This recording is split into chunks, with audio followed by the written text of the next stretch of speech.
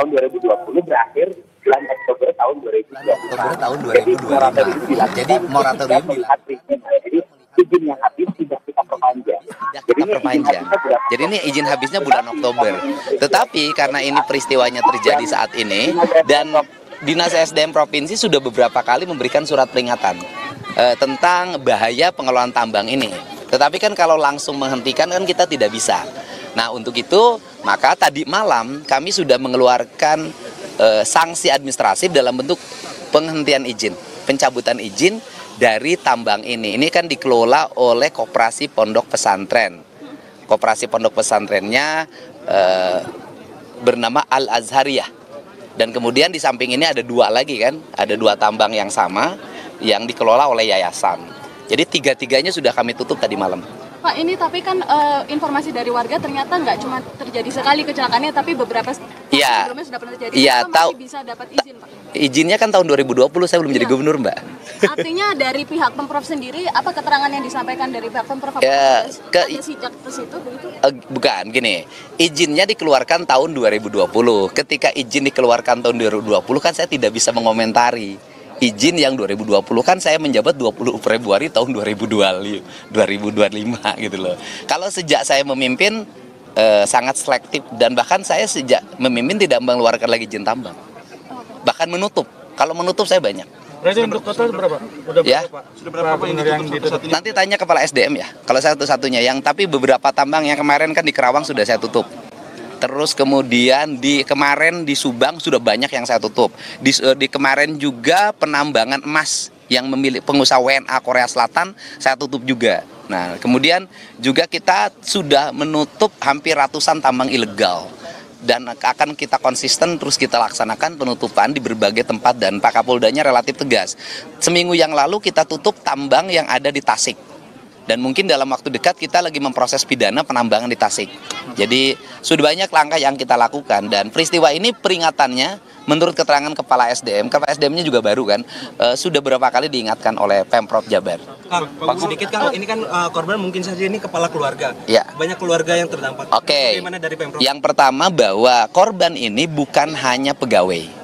Tetapi ada pedagang asongan kayak barusan punya anak 3. Terus kemudian juga ada mungkin sopir, mungkin kenek.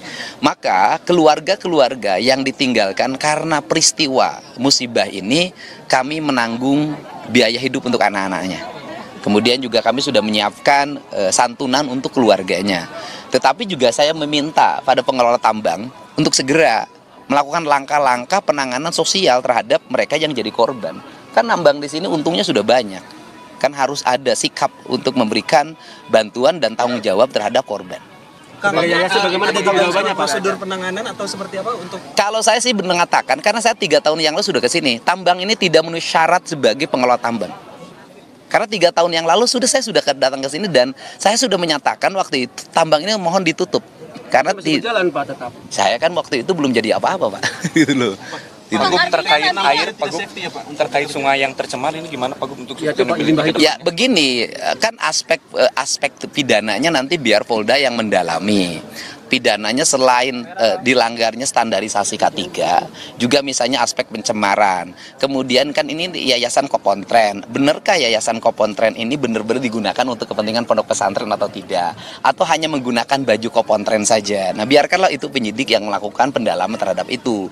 Tugas saya hari ini adalah satu ya, bersama-sama tim Basarnas untuk melakukan pencarian korban sehingga bisa ditemukan lagi. Yang kedua, memberikan tanggungan terhadap keluarga yang ditinggalkan dari sisi aspek sosialnya. Kemudian yang ketiga, mendorong agar perizinannya tidak dibuka lagi dan itu sudah dilakukan. Yang keempat, melakukan recovery lingkungan termasuk mencari pidana lingkungannya apabila terlanggar.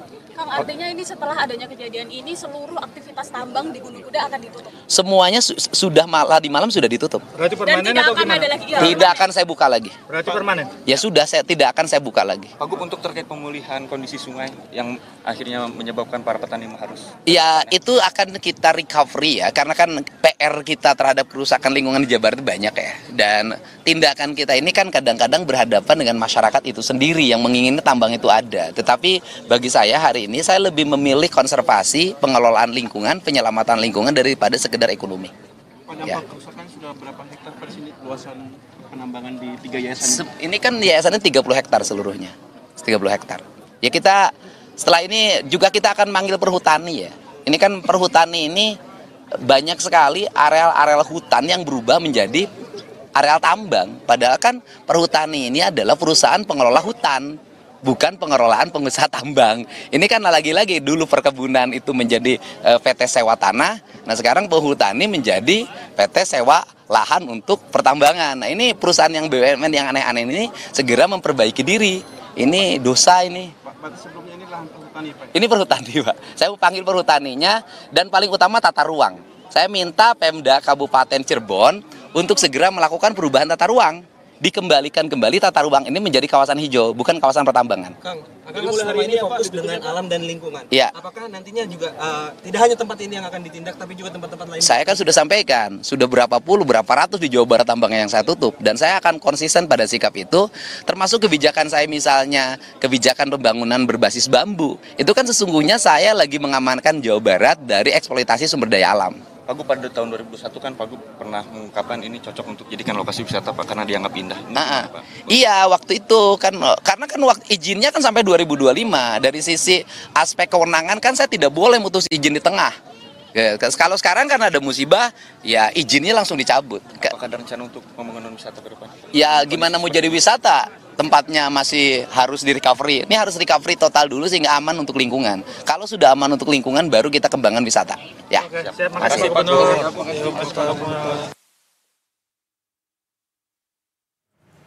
Itu tadi keterangan yang diberikan oleh Gubernur Jawa Barat Deddy Mulyadi terkait dengan musibah longsor yang terjadi di Galian C, Gunung Kuda, Kabupaten Cirebon. Ada sejumlah informasi yang tadi disampaikan bahwa Deddy Mulyadi selaku Gubernur Jawa Barat sudah memberikan surat peringatan untuk tambang sebelumnya dan juga tambang ini sudah diberikan sanksi. Sanksinya adalah pencabutan izin.